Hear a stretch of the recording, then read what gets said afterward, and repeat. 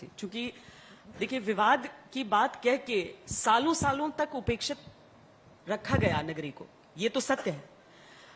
अदालत का निर्णय आया, उसके बाद से वहां पर निर्माण की बात और निर्माण कार्य कैसे होगा वो तो हुआ, लेकिन उससे पहले तो लोग जाना भी नहीं पसंद करते थे। जो नेता थे बड़े बड़े, वो चुपचाप से जाकर अपना जहां पर भी, हालांकि हनुमानगढ़ी में तो, और हनुमानगढ़ी से महंत राजू दास जी भी हमारे साथ हैं, यहां पर पहुंचते तो थे, लेकिन दिक्कत ये होती थी कि नगरी में लोग सब बोलते रहते थे कि हमारे पास तो एक यहां पर ड्रेनेज सिस्टम तक नहीं यहां पर बना हुआ है।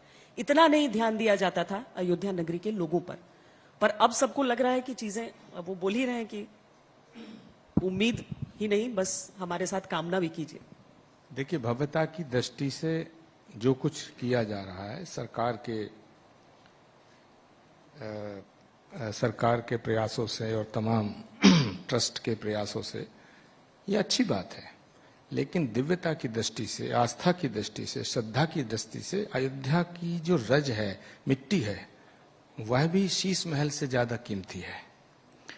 दूसरी बात यह है, आप बार बार जो मेरी तरफ देख करके ये पूछना चाहती हैं कि बधाई दे दीजिएगा, शुभकामनाएं दीजिएगा। अरे भाई, राम हमारी आस्था के आधार हैं, भाजपा के राम थोड़े ही हैं केवल।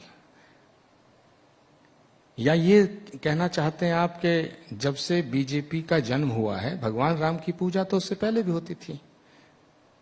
भारतीय जनता पार्टी के राम मंदिर आंदोलन से लेके आज तक उसके जो ध्वजवाहक रहे हैं वो आपके मंच पे मौजूद हैं, विनय कटियार जी। इनके उस प्रयास को नजरअंदाज नहीं किया जा सकता है, लेकिन राम से सब हैं, हमसे राम नहीं हैं, हम सब राम से हैं।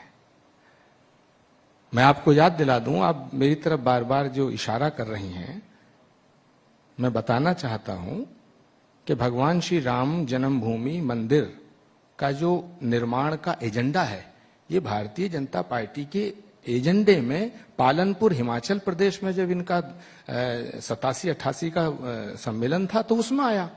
तो उससे पहले तो ताले खुल चुके थे, शिलान्यास भी हो चुका था। ये एक अलग विषय है। कांग्रेस के किसी नेता ने या किसी विपक्ष के नेता ने ये कब कहा कि राम मंदिर नहीं बनना चाहिए?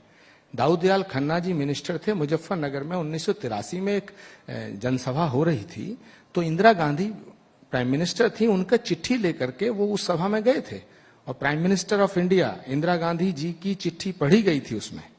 शायद विनय कटियार जी को ये स्मरण होगा। राम को किसी एक पार्टी से, किसी एक जाति से, किसी एक वर्ग से, किसी एक धर्म से, किसी एक राष्ट्र से जोड़ना भी ठीक नहीं है।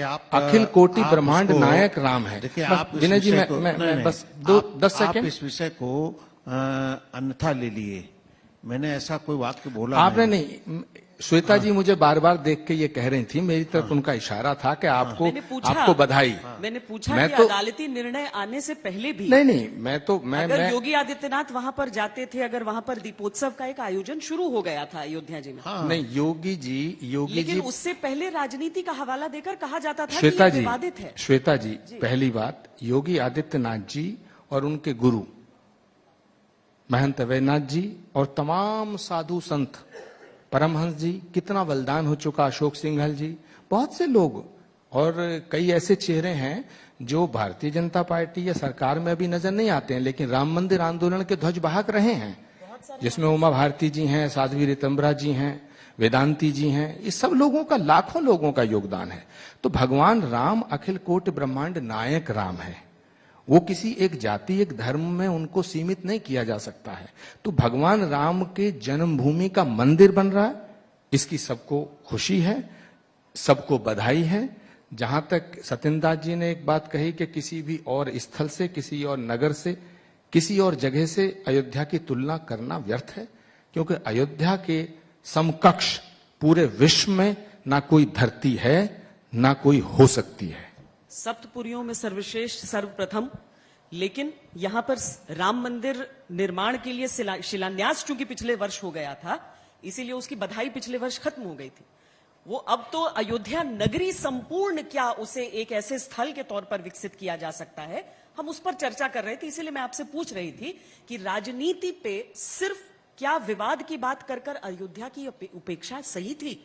क्या जब तक निर्णय नहीं आया था न्यायालय का, तब तक वहां पर दीपोत्सव प्रारंभ नहीं हुआ था। इसीलिए मैं पूछ रही थी, उसी सिलसिले में पूछ रही थी। देखिए, मैं भी इसको किसी पार्टी से जुड़ा हुआ प्रश्न और उत्तर नहीं बनाना चाहता, लेकिन वीर बहादुर सिंह चीफ मिनिस्टर थे, उन्होंने ही अयोध्या में रामायण मेला और तमाम तरह की चीजें शुरू कराई थी। उन्होंने अपने टाइम में विकास किया।